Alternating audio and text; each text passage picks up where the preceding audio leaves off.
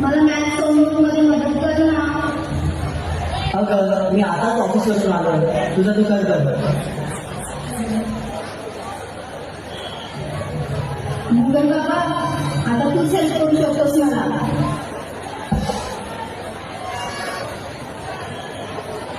काय किया है